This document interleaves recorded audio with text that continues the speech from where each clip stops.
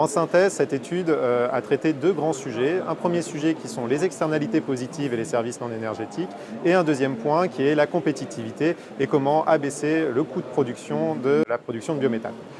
Le premier point, sur les principaux enseignements, ce qui est important à retenir, c'est que la filière méthanisation n'est pas qu'une filière de production d'énergie, je dirais même, elle est avant tout une filière de services non énergétiques, c'est-à-dire de services environnementaux, de services agricoles, et que l'ensemble de ces services doivent être à un moment monétisés et trouver une valeur dans le modèle économique de la méthanisation. Donc l'étude a permis d'aller de façon approfondie sur la monétisation et la valeur de l'ensemble de ces services agronomiques, environnementaux, et permet d'estimer à peu près à 40 à 85 € du mégawattheure la valeur de ces services sur une unité d'installation biométhane. Deuxième point de l'étude, la compétitivité. Actuellement, environ 100 € du mégawattheure, un coût de production de biométhane.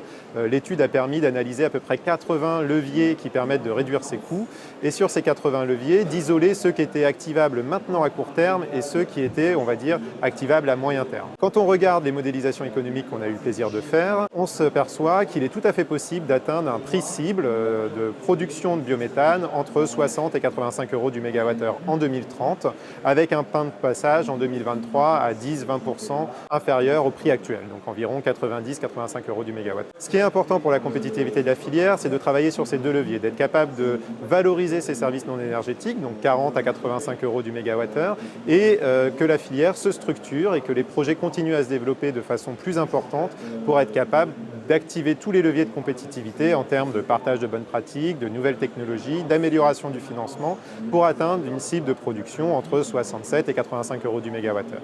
Alors après, il faudra bien comparer les deux. Si on est capable de valoriser des services entre 40 et 85 € du mégawattheure et qu'on est capable de produire entre 60 et 80 € du mégawattheure, là on se rend compte que si on fait le delta des deux, à horizon 2030, il est tout à fait possible que la filière soit compétitive par rapport au prix du gaz naturel, environ 19 € actuellement sur le marché et estimé à une trentaine d'euros si on regarde certains scénarios de l'IEA.